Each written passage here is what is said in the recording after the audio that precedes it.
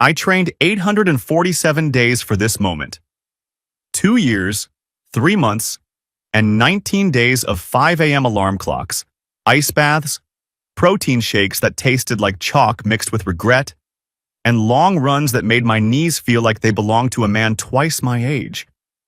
847 days of telling myself that if I could just qualify for Kona, everything would mean something. I never imagined the worst pain of my life wouldn't come from the broken derailleur that sent me skidding across Arizona asphalt at mile 68, but from what I'd find in the parking lot 40 minutes later. The crash itself was almost beautiful, in a sick sort of way. I was descending a hill outside of Tempe, pushing 32 miles per hour, feeling like a god among mortals. My split times were perfect. My heart rate was exactly where it should be. I'd passed 11 riders in the last hour, and I could feel Kona calling my name with every revolution of my pedals. Then I heard it. A sound like a guitar string snapping inside a metal box. My chain didn't just break, it exploded. Links scattered across the road like confetti at a parade nobody wanted to attend. My rear wheel locked for half a second before the derailleur tore itself apart, and suddenly I was sliding across pavement at highway speeds with nothing between my skin and the road but a thin layer of lycra and optimism. I remember thinking very clearly as my left side made intimate contact with the asphalt. This is going to leave a mark. The medical team was on me within 90 seconds. I'll give Ironman credit. Their response protocols are impeccable. A woman with kind eyes and a no-nonsense voice started assessing my injuries while her partner stabilized my bike to prevent further damage. As if the bike mattered anymore. "Sir, can you tell me your name?" "Derek Whitfield, bib number 847. I tried to sit up. Bad idea. "I'm fine. I can finish."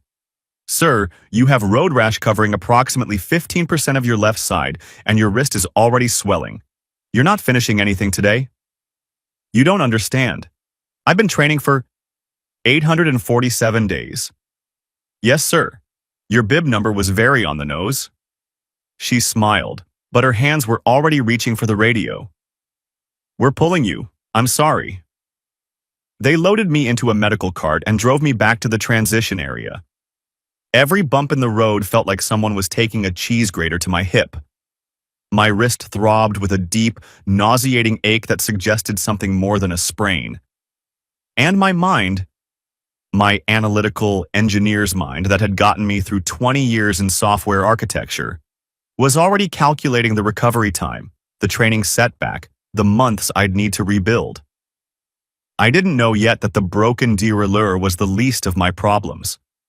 At the medical tent, they cleaned my wounds, wrapped my wrist in a temporary splint, and strongly recommended I go to the hospital for x-rays. I declined. Haley would be worried enough without me disappearing into an emergency room for 6 hours. Haley, my wife of 12 years. The woman who'd packed my race bag last night, kissed me good luck this morning, and promised to be waiting at the finish line with a cold beer and a warm smile. I pulled out my phone and typed a message. "Got hurt. Out of race. Heading to car now. Where are you?" The message showed as delivered immediately, then read, then nothing. That was unusual. Haley always responded within minutes. She was religious about it, one of those people who treated an unanswered text like a personal failing. I waited 5 minutes. 10. Tried calling. Straight to voicemail. Probably just crowded, I told myself. Bad cell reception near the venue. 1,000 reasonable explanations. I signed the discharge papers, grabbed my gear bag with my good hand, and started walking toward the parking lot. It was a beautiful Arizona day. The kind of day that makes you understand why people move to the desert despite the summers that could melt steel. Blue sky stretching forever. Mountains in the distance looking like God had painted them there just for the aesthetic. The parking lot was massive, easily 1,000 cars baking in the midday sun. I'd memorized where we parked. Row J, near the light pole with a dented base. Haley's white Lexus SUV, the one I'd bought her last year for her 38th birthday, because she'd mentioned once, just once, that she thought they were pretty.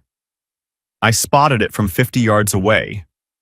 Also spotted Kevin Brennan's black Ford F-150 parked suspiciously close. Kevin, my training partner for 2 years.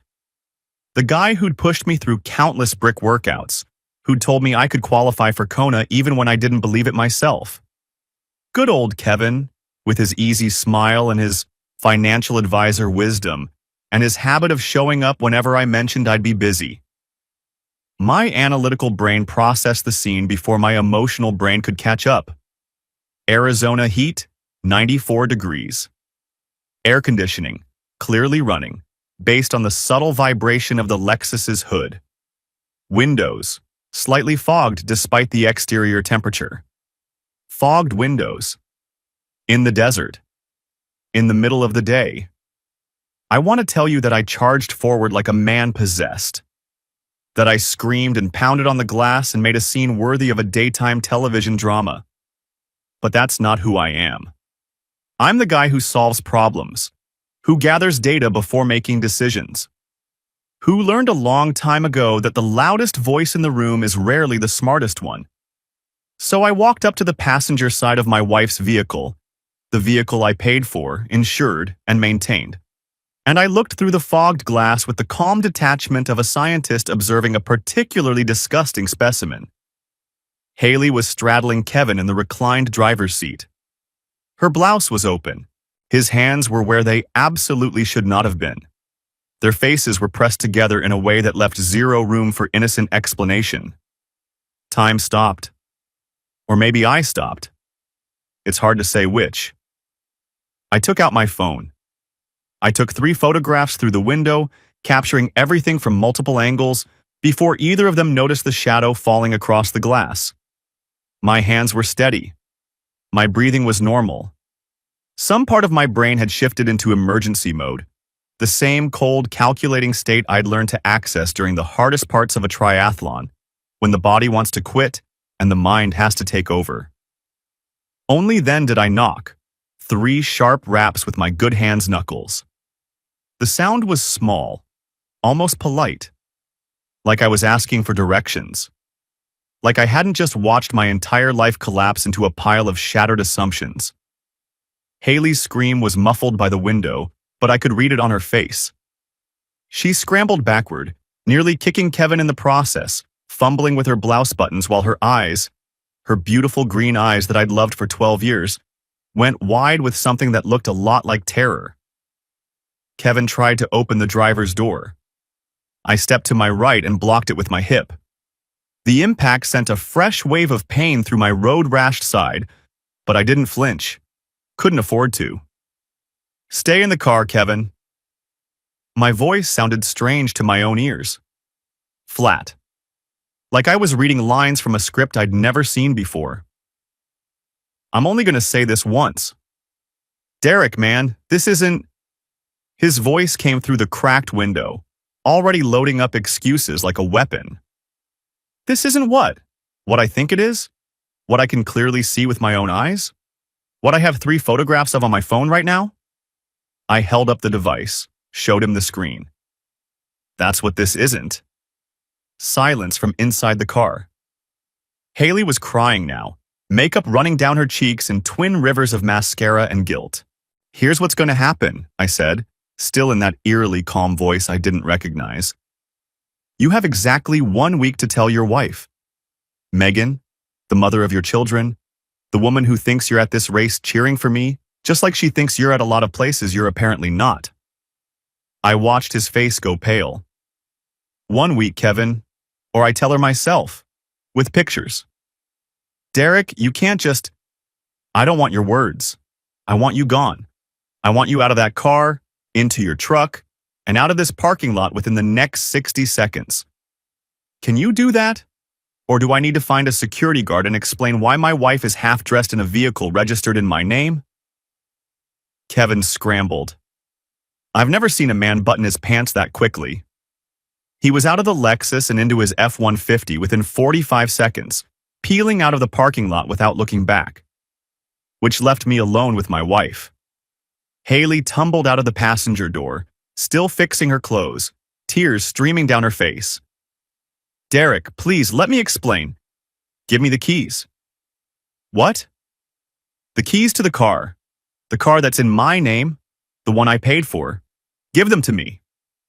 She handed them over with shaking hands. Her mascara was running. Her lipstick was smeared. She looked like a woman who'd been caught doing exactly what she'd been caught doing. "Derek, I'm so sorry, this wasn't supposed to..." "Wasn't supposed to what? Happen? Last this long? Get discovered?" I tilted my head, studying her like a specimen I'd never seen before. "Which part wasn't supposed to happen exactly?" "All of it. None of it. I don't know, She reached for my arm, then stopped when she saw the blood seeping through my jersey, the makeshift sling around my wrist. "Oh my God, what happened to you?" "I crashed at mile 68. Probably fractured my wrist. Definitely left a significant portion of my skin on the asphalt." I pocketed the keys. "But thank you for asking. Your concern is noted. Let me help you. Let me take you to the hospital. Find your own way home." I turned away. "Don't come to the house tonight." "Derek?" She grabbed my arm, my injured arm, and I couldn't completely suppress the wince of pain. She let go immediately, her face crumpling with fresh guilt. "Oh God, I'm sorry. I didn't mean to..." 12 years, Haley." I still wouldn't look at her. Couldn't.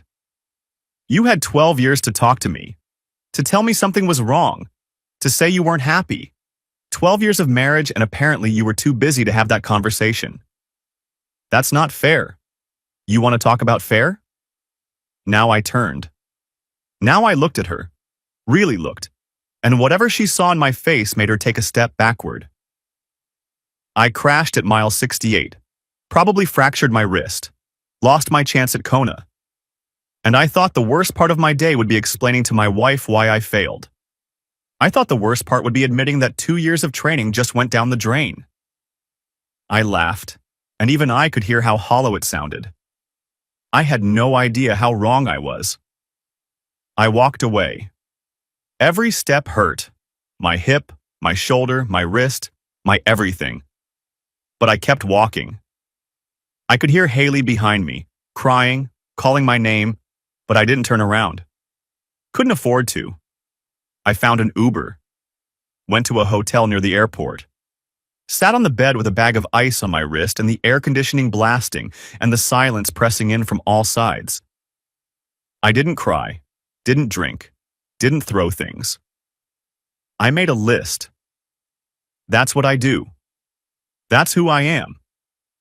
When the world falls apart, I make a list and I solve the problem, one line at a time. 1. How long? 2. Who knows? 3. Protect assets. 4. Document everything. Then I called my college roommate, Tyler Dawson. Tyler, who'd gone to law school while I went into engineering. Tyler, who'd become a divorce attorney in Phoenix because, in his words, the market's recession-proof. People will always hate each other. "Tyler, it's Derek. I need your help." He could hear it in my voice. He'd known me for 20 years. Of course he could hear it. "When and where?" "Tomorrow morning, your office, as early as you can. 8 a.m. Don't talk to her before then. Don't go home. Don't respond to any texts or calls. Can you do that?" "Yes." "Derek." A pause. "I'm sorry, man." "Yeah," I said. "Me too." I hung up and stared at the ceiling for a long time. Then I pulled up our shared phone plan account. I paid the bill, so I had the login, and started digging. What I found made the parking lot scene look like a warm-up. 3,847 text messages between Haley and Kevin in the past 6 months. That's not a fling. That's not a mistake. That's a relationship running parallel to a marriage, bleeding it dry from the inside. But 6 months wasn't the beginning. That was just when they got careless. I cross-referenced dates, looked for patterns, and found the moment when the message frequency spiked from occasional to constant. 3 weeks after my father died. I sat with that information for a long time. My dad, who'd raised me alone after my mom left when I was 7. My dad, who'd taught me that a man's word is his bond, that you show up for the people you love, that the easy path is rarely the right one. My dad, who'd collapsed in his kitchen from a massive stroke and died before the ambulance could get there. I'd spent a month in Chicago after his death, handling the funeral, settling the estate, sitting in his empty house surrounded by 63 years of accumulated life, trying to figure out how to exist in a world where he didn't. And while I was doing that, while I was grieving the only parent who'd ever really been there for me, my wife was starting an affair with my friend. Something cold settled in my chest that night. Something permanent. I've carried it ever since. Tyler's office was exactly what you'd expect from a successful divorce attorney. Expensive enough to intimidate, comfortable enough to encourage long consultations. The art on the walls was abstract, neutral, deliberately chosen to avoid suggesting any particular emotional state. The desk was mahogany. The chairs were leather. Everything said, "This is where serious people handle serious problems." Tyler himself looked exactly like he had in college, just wrapped in a better suit. Same sharp eyes, same quick smile that never quite reached those eyes. Same habit of listening more than he spoke. "Tell me everything," he said, after his assistant had brought coffee and closed the door. "From the beginning. Don't leave anything out." So I told him. The race, the crash, the parking lot, the photographs, everything I'd discovered in the phone records the night before. By the time I finished, the coffee was cold, and Tyler had filled 3 pages of his legal pad with notes. "Arizona's a no-fault state," he said, setting down his pen. "Adultery doesn't automatically give you an advantage in asset division. The court doesn't care who did what to whom.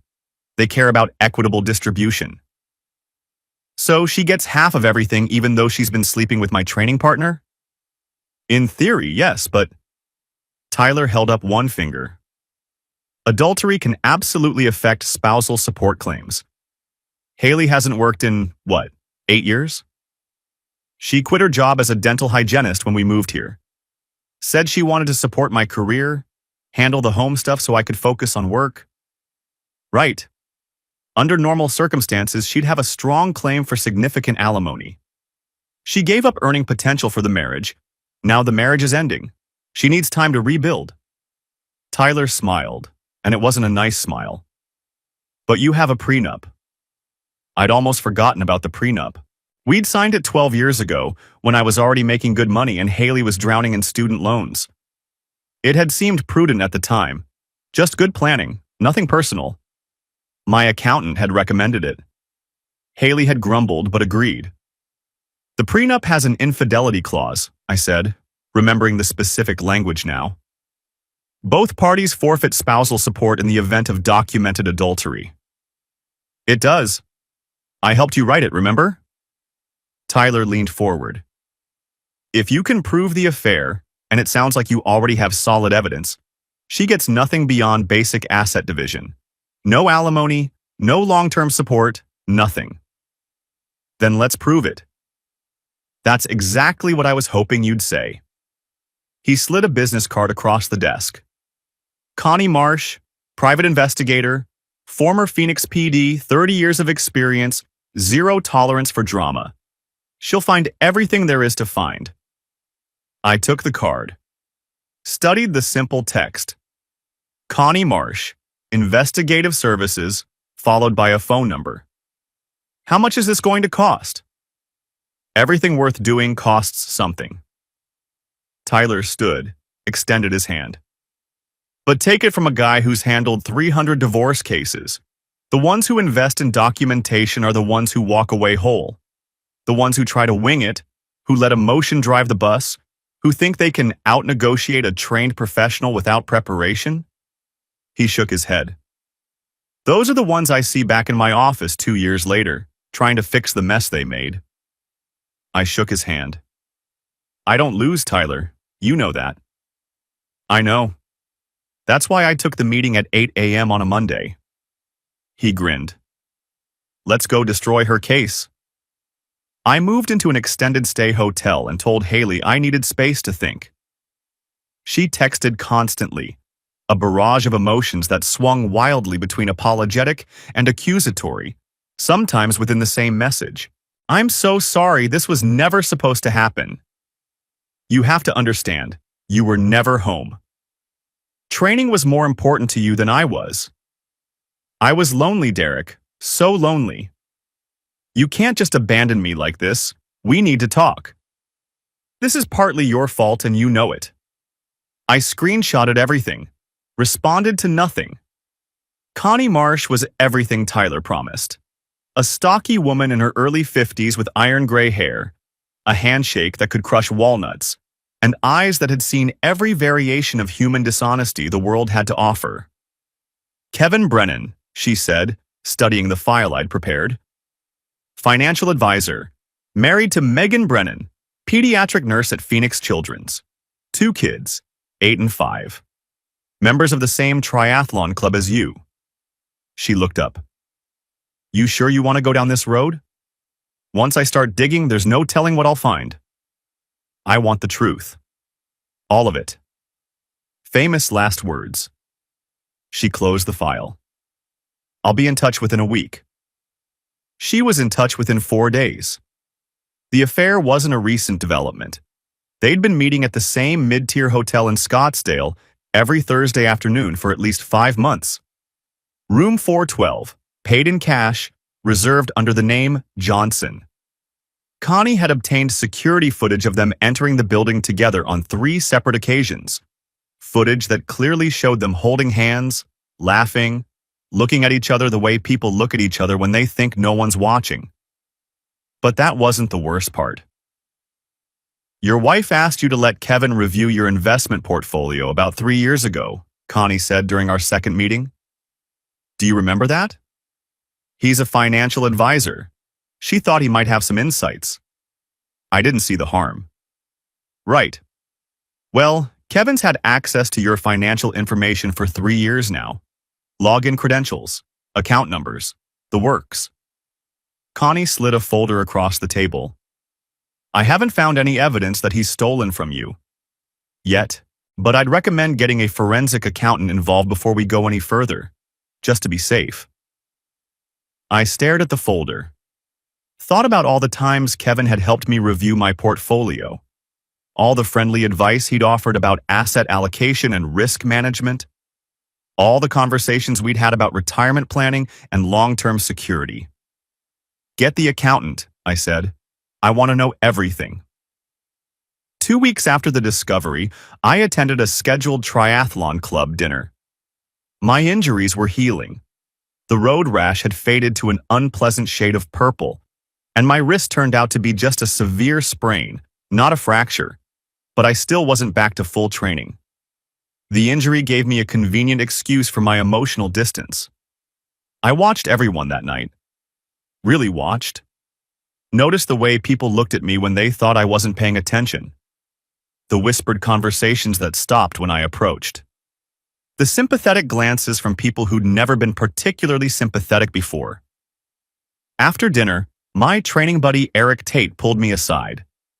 Eric was a good guy, a firefighter in his mid-30s, built like a tank, with the kind of straightforward honesty that made you trust him immediately. Derek, I need to tell you something. He couldn't meet my eyes. I should have told you months ago. I waited. Let the silence do its work. Back in March, I saw Kevin and Haley together at a restaurant in Tempe. They didn't see me, but I saw them. He finally looked up. They were holding hands, leaning in close, looking at each other like... He trailed off.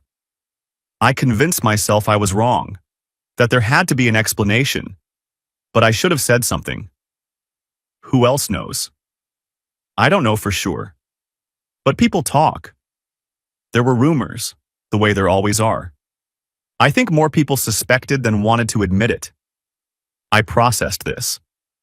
All those club dinners, training sessions, and post-race celebrations, All those people who'd smiled to my face while knowing, or at least suspecting, that my wife was making me look like a fool. I appreciate you telling me, Eric, but I need you to keep this conversation private. Can you do that? Of course, man. Of course.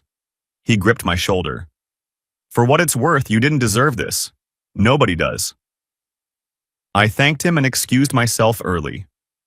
Drove back to my hotel room and sat in the dark for a long time, thinking about trust, about loyalty, about all the ways we convince ourselves that the people around us are who we need them to be.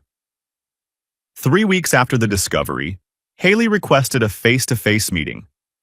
I agreed with conditions. We'd meet at the house and I'd be recording everything.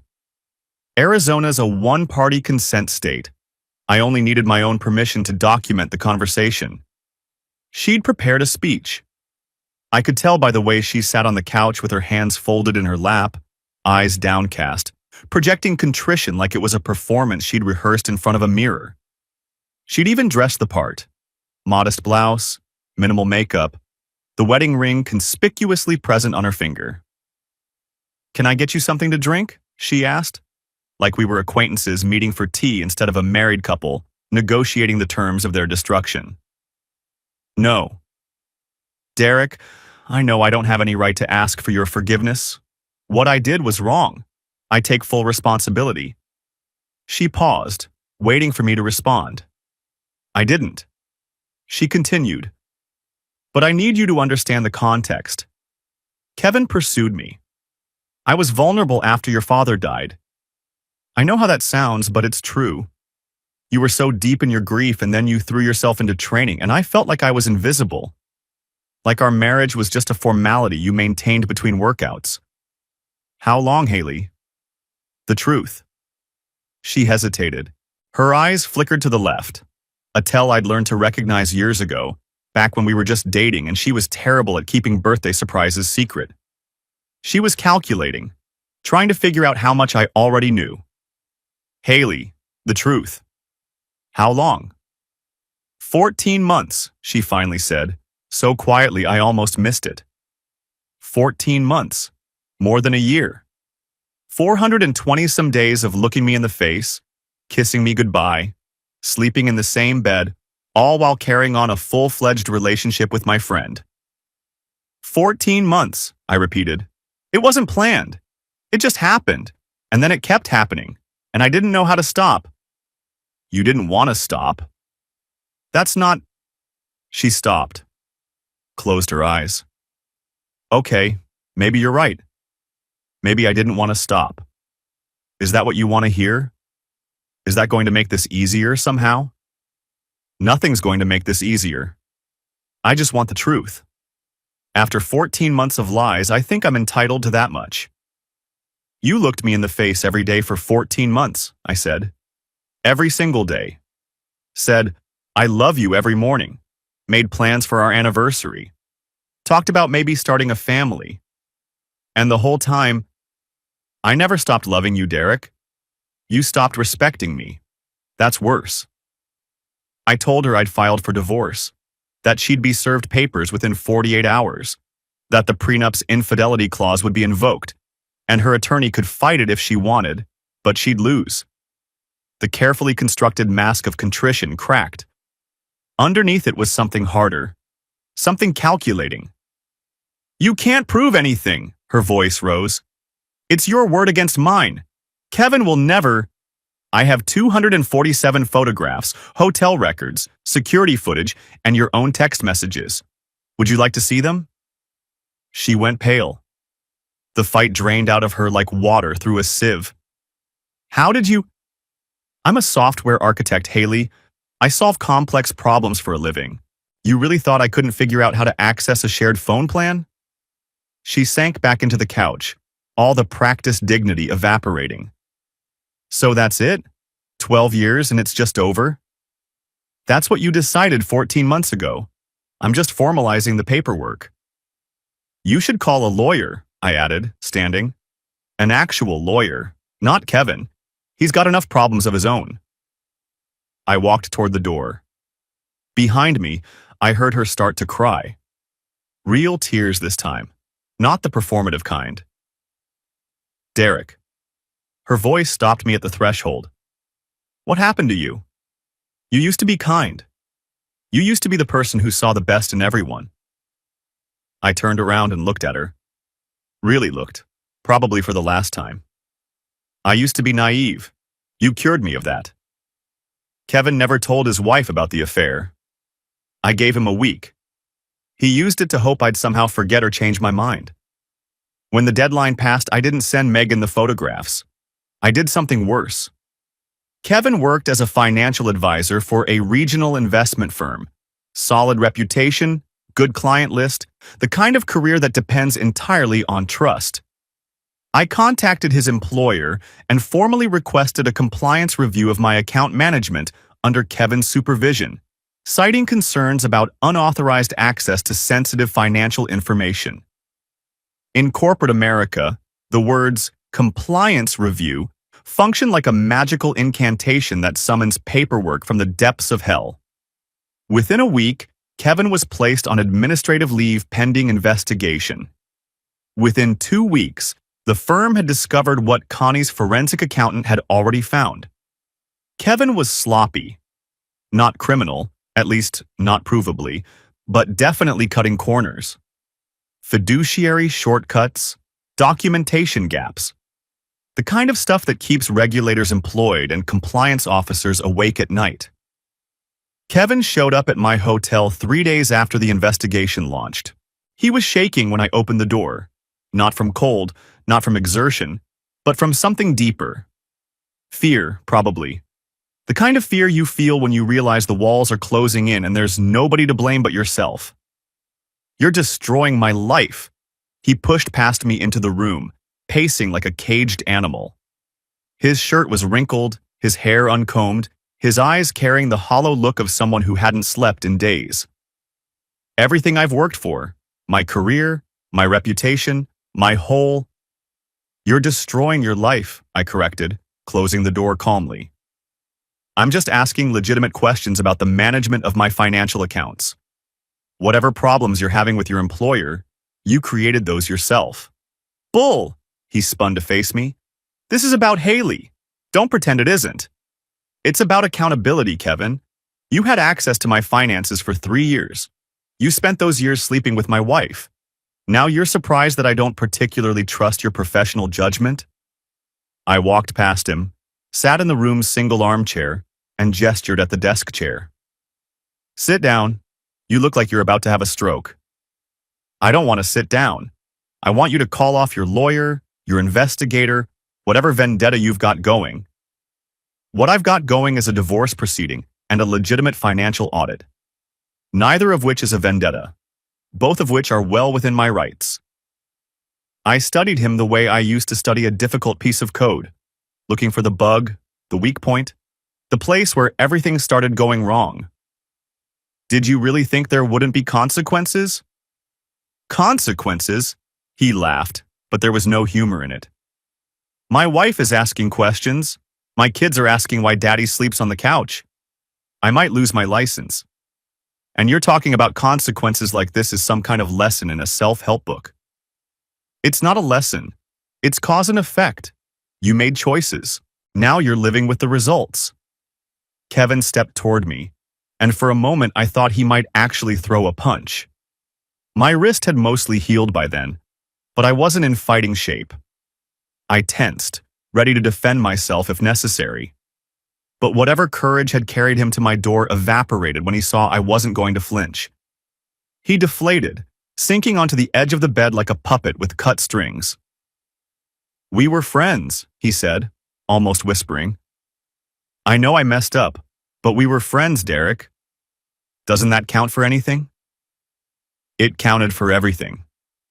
That's why this hurts so much. I leaned forward. You didn't just sleep with my wife, Kevin. You used our friendship as cover. Every time I trusted you, every time I let you into my home, every conversation we had about my marriage, you were using that information. You were finding the weaknesses, finding the opportunities. It wasn't like that. It was exactly like that. Haley told me. She told me how you pursued her, how you made her feel special, how you convinced her that I was the problem. That's not a moment of weakness. That's a campaign. He had nothing to say to that, because it was true, and he knew it. Your wife still doesn't know, does she? I asked. About Haley. I gave you a week and you didn't tell her. I couldn't. The kids. The kids. Right. I stood up, walked to the door, and opened it. I've been remarkably generous about that, Kevin. Don't make me reconsider. He left without another word, shoulders slumped, defeated. I watched him walk to the elevator, a man who'd thrown away everything good in his life for 14 months of feeling special. I closed the door and felt nothing in particular. Not satisfaction. Not pity. Just the absence of someone who should never have been allowed into my life in the first place. Haley hired a divorce attorney named Victoria Palmer, who had a reputation for aggressive tactics and expensive shoes. Victoria's opening move was to challenge the prenup's validity, claiming Haley had signed under duress because she was young, in debt, and didn't have independent legal counsel. Tyler and I had anticipated this. We produced documentation showing that Haley's uncle, a practicing attorney in good standing, had reviewed the prenup on her behalf before she signed. We produced the separate acknowledgement she'd signed, confirming she understood all terms. We produced evidence that they'd waited 30 days after her review before the wedding, eliminating any rush decision defense. Victoria's motion was denied without even reaching a hearing. But the discovery process revealed something unexpected. Connie's forensic accountant, digging through financial records in preparation for asset division, found a credit card I'd never known existed. Haley had opened it 18 months ago, in her name only, using her sister's address for statements. Balance: $34,000. Charges included jewelry, designer handbags, hotel stays, spa retreats. All things she'd told me were gifts from her sister or bargains from sample sales. $34,000 of lies, purchased on credit, hidden behind a smile. 6 weeks after the discovery, I got a call from an unknown number. Mr. Whitfield? This is Megan Brennan, Kevin's wife. Her voice was steady but raw, like she'd spent the last few days crying and was determined not to cry anymore. I found out. He finally told me, although told is a generous term for what he did. I'd like to meet. Compare notes, if you're willing. I met her at a coffee shop the next day. She wasn't what I expected. Stronger. More composed. The kind of woman who'd probably been holding her family together with sheer force of will while her husband pursued his weaknesses. Kevin told me it was only a few months, she said, wrapping her hands around a coffee cup she hadn't touched. A brief mistake. Momentary insanity, he called it. I slid my phone across the table, showing her the timeline Connie had assembled. 14 months of evidence, hotel records and security footage and text message logs that painted a picture of something far beyond momentary. Megan looked at the evidence for a long time. When she finally spoke, her voice was perfectly flat. He's still lying. Even now. Even when there's nothing left to protect. We agreed to share information. Our attorneys would coordinate on anything involving Kevin. And Megan revealed something valuable. Kevin had taken out a $50,000 loan against their house without telling her. She suspected some of that money had gone to Haley. Gifts, hotels, the currency of deception. If you can trace it, I said, it becomes evidence in both our cases. Dissipation of marital assets. The court doesn't look kindly on that. Megan smiled, and it wasn't a pleasant smile. No, she said. I don't imagine they do. Kevin's compliance investigation concluded 8 weeks after the discovery. He wasn't criminally charged, but he was terminated for conduct unbecoming a fiduciary professional. His securities license went under review by the state licensing board. Within 2 weeks, everyone in our triathlon club knew the broad strokes of what had happened. The club's leadership asked Kevin to resign his membership. He refused. Showed up to a group training session like nothing had happened, like he could power through the awkwardness by sheer force of denial. I was there that day. Training again, finally. Not at full capacity, but moving. The tension when Kevin arrived was thick enough to choke on. Conversations stopped mid-sentence. People suddenly discovered urgent needs to adjust their bikes, tie their shoes, be anywhere except near Kevin Brennan. He tried to join a pace group. 3 members immediately peeled off, citing schedule conflicts. He approached another cluster of riders. They suddenly decided to do hill repeats instead of their planned flat route. After 20 minutes of this, Kevin finally understood. He threw his bike into the back of his truck and drove off without a word. I watched him go, feeling nothing in particular. Not satisfaction, not pity.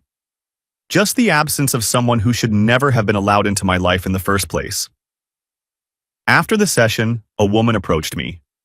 Mid-30s, lean build, the kind of quiet confidence you see in serious athletes who don't need to prove anything to anyone. Derek Whitfield, I'm Stephanie Grant. I need to tell you something about Kevin. 3 years ago, she said, Kevin had pursued her aggressively. She wasn't interested. She was in a relationship at the time, and besides, there was something about Kevin that set off her internal alarms. But he wouldn't take no for an answer. The texts kept coming. The comments at training sessions became increasingly inappropriate. He started showing up at races she'd mentioned attending, always with some excuse for the coincidence. She'd eventually quit the club just to get away from him. Haley wasn't his first target, Stephanie said. She was just the first one who said yes. 10 weeks after the discovery, Haley sat for her deposition in Tyler's conference room. Victoria Palmer had coached her to be sympathetic, regretful, the picture of a woman who'd made a terrible mistake and was determined to learn from it. Haley wore a conservative dress, minimal jewelry, and the same practiced expression of contrition I'd seen at the house. Tyler wasn't impressed. He dismantled that picture one question at a time. Mrs. Whitfield, when did your relationship with Kevin Brennan become physical? I don't remember the exact. Let me refresh your memory.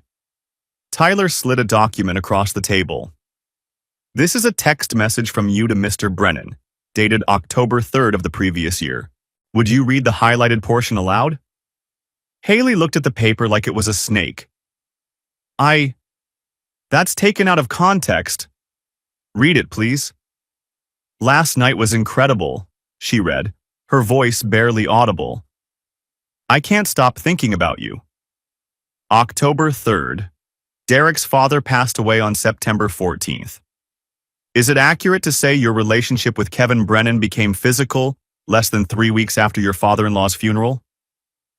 Victoria leaned forward. Objection. Counsel is badgering the witness. This is a deposition, Victoria, not a trial. Let her answer. Tyler's voice was pleasant, almost friendly. The most dangerous tone he had. Haley swallowed. Yes, that's accurate. He walked her through the timeline, using her own text messages as exhibits. Made her acknowledge the hidden credit card, the lies about gifts, the $34,000 of debt she'd concealed from her husband. With each admission, her coached composure eroded a little more. Let's talk about the financial decisions made during your marriage, Tyler said, 2 hours into the deposition. You stated earlier that your husband controlled most financial decisions. Is that accurate? Derek made more money. He handled the investments. But you had access to all joint accounts? You weren't prevented from viewing or accessing any financial information. No, I could see everything. So when you opened a credit card in your name only, using your sister's address for statements, you weren't doing so because you lacked access to joint finances. You were doing so specifically to hide purchases from your husband. Haley's face went red. I didn't want him to know about the jewelry, the hotel rooms, the spa retreats you told him were gifts from your sister? Tyler pulled out another folder. We have the statements, Mrs. Whitfield. $34,000 over 18 months. Would you like to explain what you were purchasing? Victoria called for a break. It was denied. And then Tyler produced the exhibit that made Victoria audibly groan. A text message from Haley to Kevin, dated 11 months before the discovery. We should wait until after Derek qualifies for Kona. The prize money and sponsorship potential would mean a bigger settlement. Would you read that message aloud for the record, Mrs. Whitfield? Haley's hands were shaking. She looked at Victoria, who had nothing to offer. She looked at the paper. She looked at me, the first time she'd met my eyes since the deposition started. I was just... You were calculating the optimal timing for your divorce based on your husband's athletic achievements. Tyler's voice was almost gentle. You were planning to leave him, and you wanted to make sure you extracted maximum value first. Isn't that correct? That's not... I was confused. You discussed this with Kevin. You strategized together. You treated your marriage like a financial instrument to be liquidated at peak value. Tyler leaned forward. And you're asking this court to believe you deserve alimony, Haley broke down. Not the careful, performed crying from our meeting at the house. This was ugly, raw, the sound of someone watching their carefully constructed narrative collapse. Her shoulders shook. Her makeup ran. She aged 10 years in 10 seconds. He was never home, she gasped between sobs. He cared more about his training than he cared about me. I felt so alone.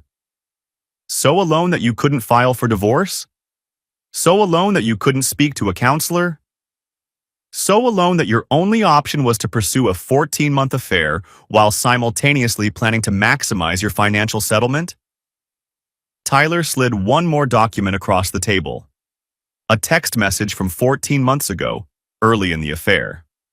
Haley to Kevin. Derek is the perfect husband. Sometimes I feel guilty, but you make me feel alive. Does that sound like a woman who felt neglected, Mrs. Whitfield?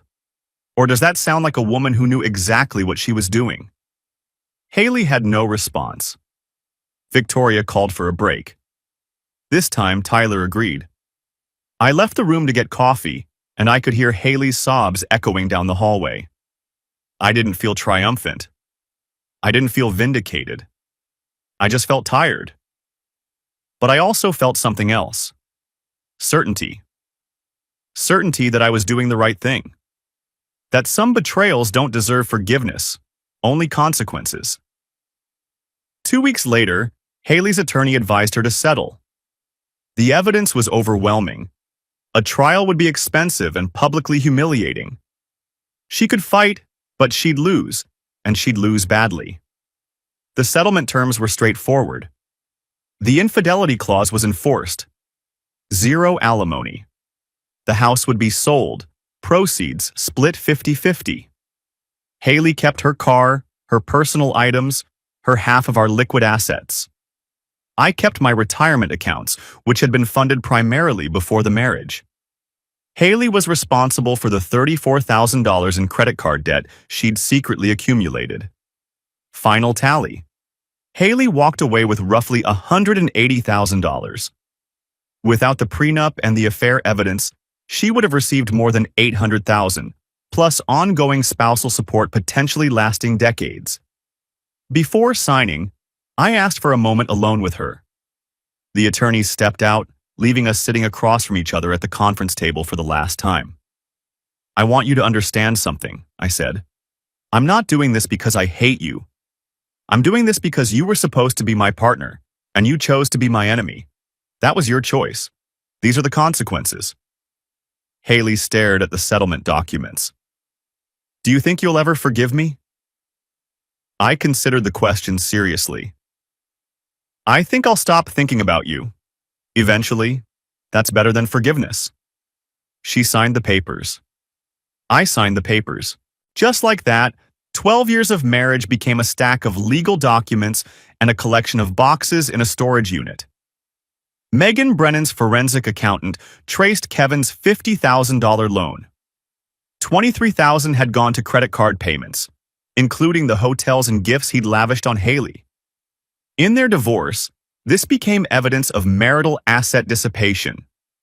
Megan received 65% of their remaining assets and full custody of the kids. Kevin, unemployed and desperate, contacted me a few weeks after both divorces were finalized. He wanted to clear the air, maybe even rebuild the friendship. His voice on the phone had that hollow quality of someone who's lost so much that they've started to forget what they used to have. I agreed to meet him once, at a park where we used to do training runs. I wanted to see what he'd become. Wanted closure, I suppose. Or maybe I just wanted to make sure the lesson had stuck. He looked smaller than I remembered. Worn down. The confident financial advisor who'd once lectured me about portfolio diversification now had the hollow look of a man who'd gambled everything and lost. His clothes were wrinkled. His watch, the expensive one he used to flash at club meetings, was gone. Probably sold. "Thanks for meeting me," he said, standing awkwardly near a park bench. "I wasn't sure you would." Neither was I. We sat. Around us, the park was full of joggers, families, people living their ordinary lives.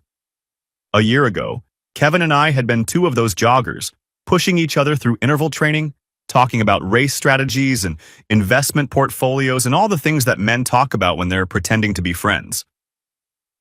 "I was unhappy," Kevin said finally. "I know that's not an excuse, but it's the truth. My marriage felt stale. My career felt like a treadmill. And Haley," he shook his head, "she made me feel important.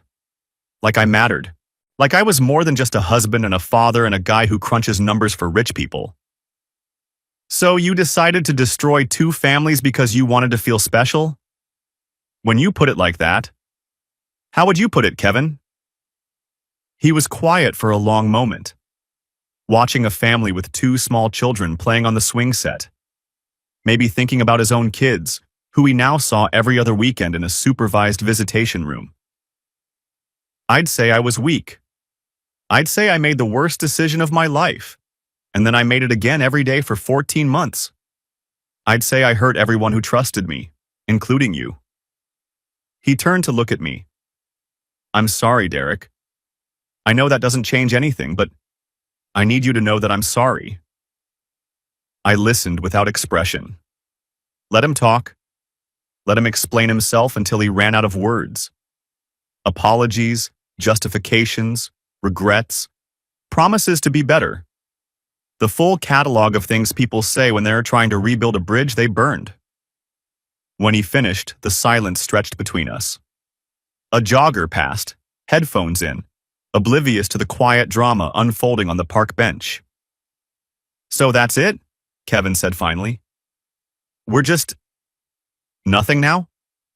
We were never what I thought we were. I just didn't know it." "Derek, let me ask you something." I turned to face him fully. If I hadn't crashed at mile 68, if I'd finished that race, gone to the parking lot, found Haley where she was supposed to be, if you'd had another few months, maybe another year, to keep this going, what was your plan? Were you going to tell me eventually? Or were you going to keep taking my advice, drinking my beer, pretending to be my friend while sleeping with my wife behind my back? He didn't answer. Couldn't answer. Because we both knew the truth. That's what I thought. I stood up. "Goodbye, Kevin." I walked away. Started a slow jog down the path we used to run together. Behind me, I could hear Kevin standing there, watching, not following. I didn't look back. There was nothing back there worth seeing. 1 year later, I stood in the pre-race area of Ironman, Arizona again. Same venue, same course, same Arizona sun turning everything into a furnace. I'd spent the year rebuilding. My wrist healed completely. I returned to training with a focus I'd never had before, not obsessive this time, but purposeful. I found a new training group, made genuine friends who didn't have hidden agendas. I sold the house Haley and I had shared, bought a smaller condo with a view of the mountains, Started learning what it meant to live for myself instead of for a future that was never going to arrive. And I went to therapy. Not for the divorce exactly, for the patterns that let the divorce happen. The willingness to ignore warning signs. The assumption that if I just worked hard enough, everything would be fine. The blind spots that had let me believe in people who didn't deserve my trust. At the pre-race dinner, I ran into Stephanie Grant, the woman Kevin had harassed 3 years ago. We'd stayed in touch over the past year, casual texts, occasional coffee, nothing heavy. She was racing this year too, her first full Ironman. Nervous? I asked. She laughed, terrified. You? More than I want to admit.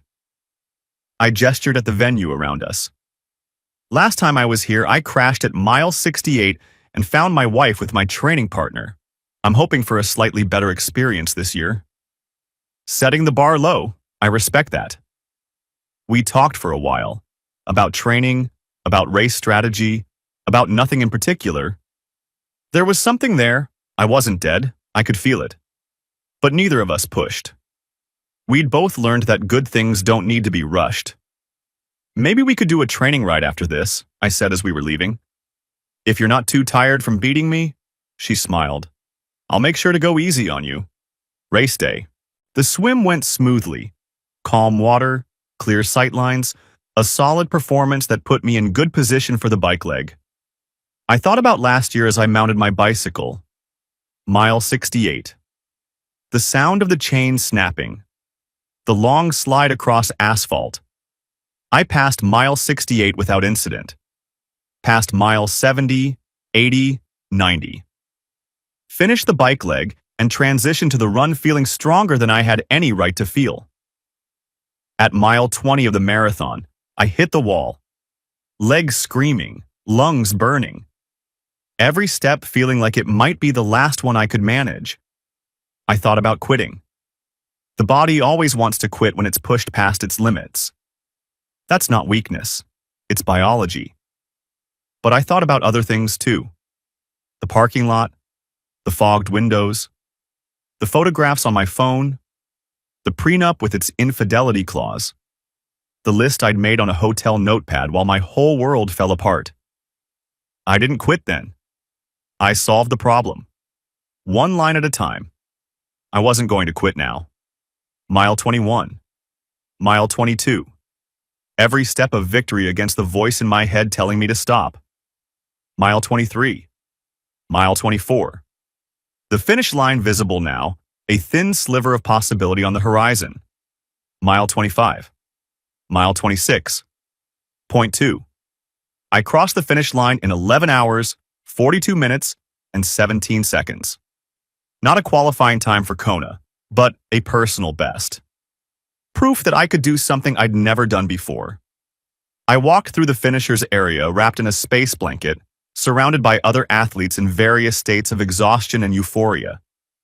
My phone buzzed in the pocket of my race belt. A text from Stephanie. Saw you cross. You looked strong. Drinks later? I smiled, typed back, only if you're buying. I'm officially too tired to argue. I looked up at the Arizona sky. The setting sun was turning everything gold. The mountains, the finish line arch, the faces of strangers who just accomplished something that most people never even attempt. For the first time in over a year, I felt something I thought I'd lost. Hope.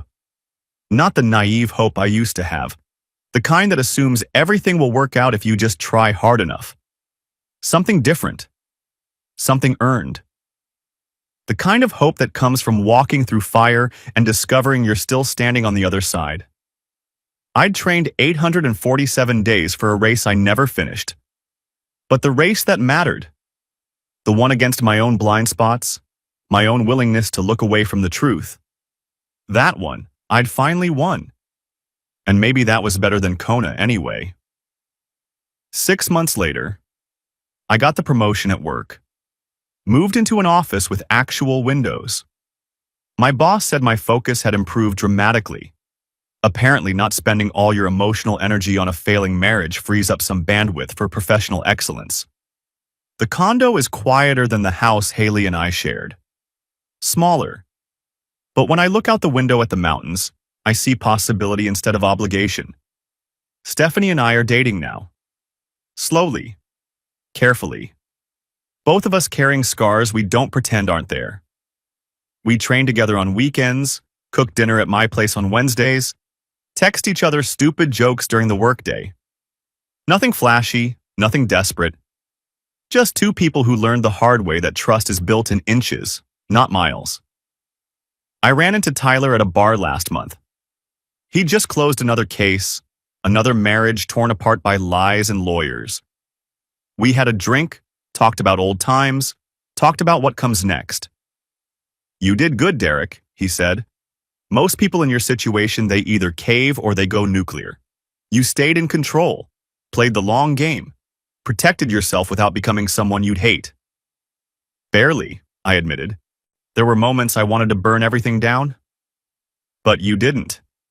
That's the difference between winning and just surviving." He raised his glass. "To discipline." I raised mine back. "To discipline." As for Haley, last I heard, she moved to California. Fresh start, new city, all the usual promises people make to themselves when they're running from consequences. The $180,000 from the settlement is probably dwindling fast. She was never good with money. She's working as a dental hygienist again, back where she started. 12 years of marriage converted into a handful of lessons she probably still hasn't learned. I don't wish her ill. I don't wish her anything. She's simply not part of my story anymore. Kevin is selling cars in Tucson now. His securities license was permanently revoked. He sees his kids every other weekend, drives a sedan instead of the F-150, tells himself the whole thing was bad luck and timing and circumstances beyond his control. Some people never understand that they're the architects of their own destruction. That's not my problem anymore. I still race triathlons. Not obsessively, not as an escape from a life I don't want to examine, but because I love it. The early mornings, the long miles, the moment when your body says it can't go any further and you push through anyway. I haven't qualified for Kona yet. Maybe I will someday. Maybe I won't. The goal doesn't mean what it used to mean. Because here's what I learned. Standing in that parking lot with my heart in pieces and my wrist in a splint, the finish line isn't where you think it is. It's not at the end of a race or the dissolution of a marriage or the moment when your enemies finally get what's coming to them. The finish line is wherever you decide to stop letting other people's choices define your story. I decided. I stopped. And then I started running again, towards something better.